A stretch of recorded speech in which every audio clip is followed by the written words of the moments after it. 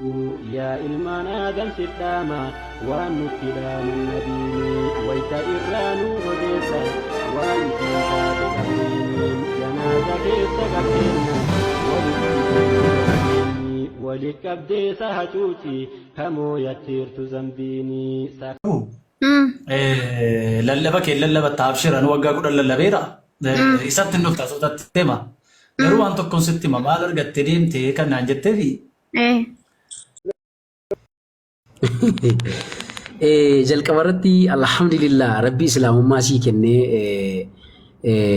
مكان ساول فاتو ربي قال إني هاجو أمو بقى جمدة أمو دوغا برانكي دان سي غافت باستر كبيدا واين سدان تو كما كنا مايونا فينغر لي جدي غافناري سدان تو كما كنا يوغر فغيسيتي قرات سامو كيدابدا يود استمو لبو كيدابدا نجدنا نچيت وكان غرا كو غافدي already macam apa perlu kan irrade maju irra sini dia biya yogar mali gar fagesite qoratte sammu kidabda nanjade yodi istemu lubbu kidabda nanjade yero suma granat gale ni se kan inde sammu ko yon qoratte sammu nan naba yodi istemu lubbu konna amma bakenya kana wal tata dai chu already wal tata da wayin sana kanafu tasuma Kalesa sinar gamne boru simunar gam. Yo indi kana garu sadato kumman ano ofisa ni kitaba sanari sanirratti barreessanii na lama deechu. Kanaafu tasumayu karado ko gura qabadhe akkan ture afratti bareechu.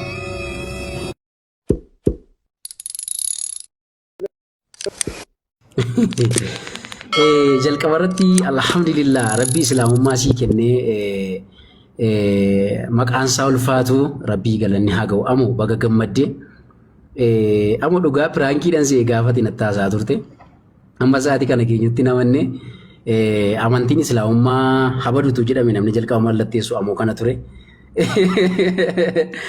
Egaan dhugaa dubbachuudhaaf hojii guddaatu dura kee jira. Waan baay'ee keessummeessitu hedduutu jira. Kana jechuun dhugaa dubbachuudhaaf kaleessallee faarfataa cimaa, lallabaa cimaa, raajii cimaa akkati taanatti nan beeka. Amma immoo haajii cimaa akkati taatu nan amana. በጣም ነው የሚወደው ባይን ሲጃላዳ ዱራዩ ሙርቲኬ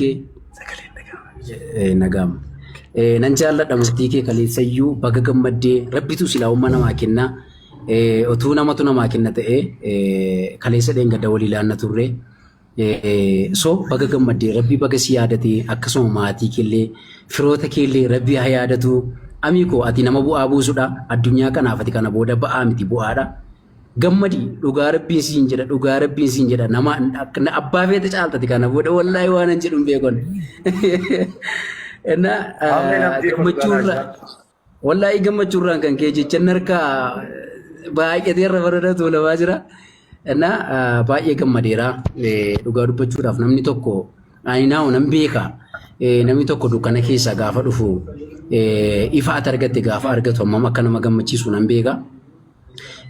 Amon kun kaleessa hojii kilii sirriitti nan beekaa ergan gara shaadaa dhufellee yeroo lama sadii waliin dubbannee beekna inna gastii kilii nan gala yerooti faarfattu yerooti ijoolleedhaaf dhugaa baatudha kanan beeku kanarraan kan wal beekna ammallee jabaatu lafa dhagutti jabaata waan baay'ee sirraa eegna addunyaa si eega biyya si eega Afrikaa si eega wallaahi waan guddaa hojjenna akkuma siin jedhe boru wala garraa baga rabbi si badhaase amantii kana baga rabbi si gargaare amantii islaamummaa rabbitu namaa kenna amantiin dhugaan immoo islaamummaa qofadha amantii rabbi beeku islaamummaa qofadha amantii rabbi namaa kenna islaamummaa qofadha baga gammadde haadhoo ko waanan jedhuun qaba waran si taasa wallaahi sin jaalladha shi rabbiif jecha si jaalladha. Thank you Abdiko. Wallahi nillee dhugaa dubbachuu baay'ee si kabaja baay'ee si jaalladha beektaa tooti shaadaan qabateen dulallee desiillee keessaan dhufee sitti dubbachuu dheen Abdiko noomaa sitti dubbadhu jabaadhu deeman dhiisee maaliif baay'ee si jaalladha waan ta'eef jechuudha. Yaa maqaan rabbii haa galatoomu alhamdulillah baay'ee bareedaa galatoomii ulfaadhu anillee ba'uufan jedha waan ta'eef sa'aatiin qabu siin bilbila okay. Maljettare Waaqayyo maljettare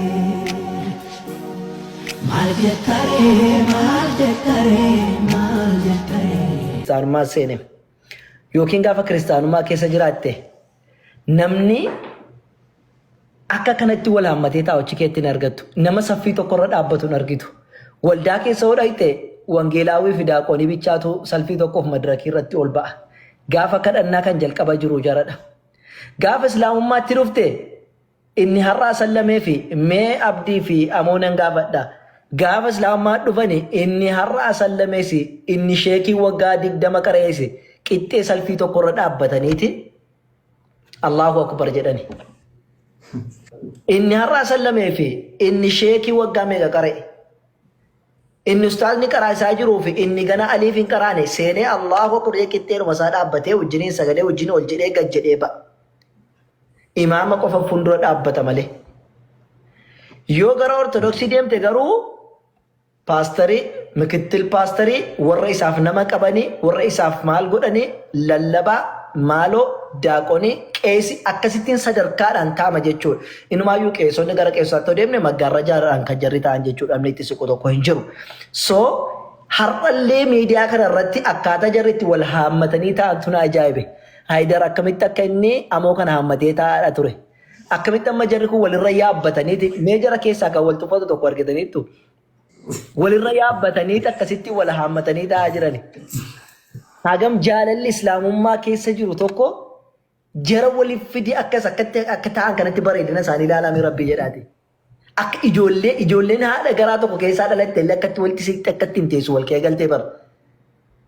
Subhaanallah.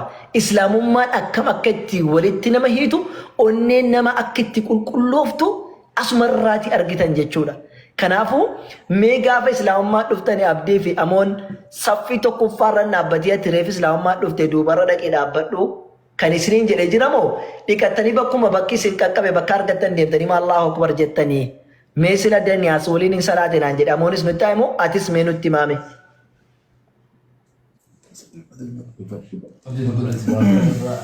Egaa assalamu alaikum warahmatullahi wabarakatuh. Carraan ulaattaniif galatooma dhugaa dubbachuudhaa fi manneen amantii garaagaraa keessaa bakki VIP, VVIP amantoota akkasumallee ijoollee daa'imaa fi wantoonni kana fakkaatan bakki qoqqoodameetu jira.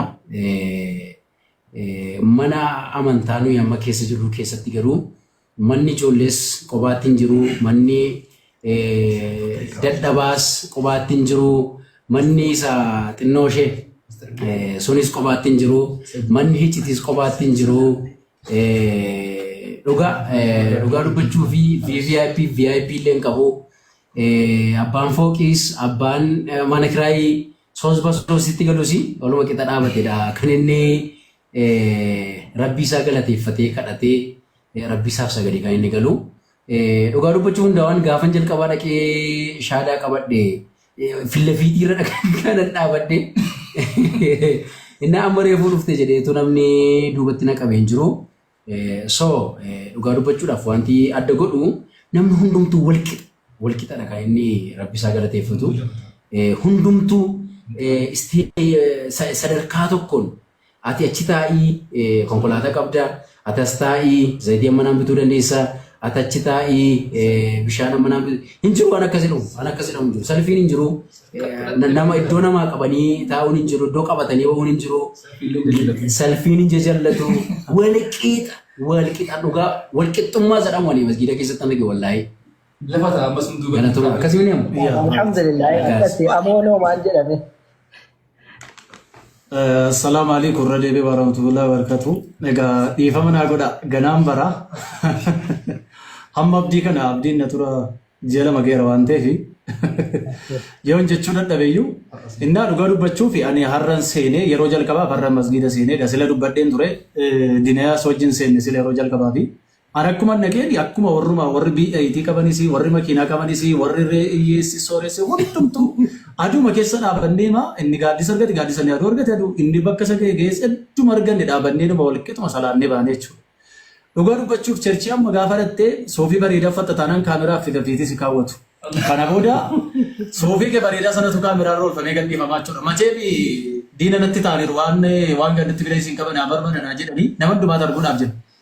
Innaa maal jechuu barbaadeen dhugaa dubbachuudhaa fi suufii bareedaa uffattee yoo circina fiilla fiitii teessati bakka fataa hidhetu si kennamu. Garuu ilmoo hiyyeessaa taateen gara jallaa teessa uffata bareedaan qabdu taanaan namni nagaa si gaafatu jiru. Bakki jiraa yoo ta'e illee gara gallaa noo bakki hin jiru si jedhu. Dhiyooma kananii guyyaa tokko suufii baay'ee bareedaa tokko uffadhee dhaqee jennaan guyyaa siseen dhaqee gaafa guyyaa siseen dhaqu circhiinuma beekamaa tokko magaalaa Bishooftuu keessa circhicha namni hin beekne hin jiru. Gaafa circhii sana suufii bareedaa uffadhee dhaqu magaalaa Bishooftuu jechuudha. Bakka guyyaa dheeraa namni bakki irra dhaabatte haati mucaa baattee bakki irra dhaabatte. Anaan fuudhanii dhaqatanii iddoo warra geessu taa'usii qabatee bakka achuun abbaa qabeenyaa wayittiin fakkaata achi nakaanii birrii shan hin kaffalleen achi taa'ee maachaa waliin bahe. Gaafatee lanaa immoo surreedhuma jiinsii wayii uffadheen deemee namni nagaayyuu na gaafatee jirudha ol darbii miti jechuudha. Suurayyuu kaameraan hin kaafne desee fidii isaanii gaafa jala galee ilaalu kaameraa tokko hin argani. Isa gaafa duraa garuu kaameraan suuraa numa kaa'aa oli guyyaa sana jechuudha. Dhugaa dubbachuuf asitti garuu ani kana dhee dubbachuu hin danda'u dhugaa hin ulfaata bakka haaf yoo mandhiise wayya. Dhugaa dubbachuudhaaf akkattiin jaalalaaf tokkummaa kabajaa fi namuusa keessan akkamitti ibsu hin beeku dhugaa dubbachuudhaaf. Akkamitti akkan jaalala kana tokkummaa kana namuusa kana akkamitti akkan isinii ibsu ani hin beeku.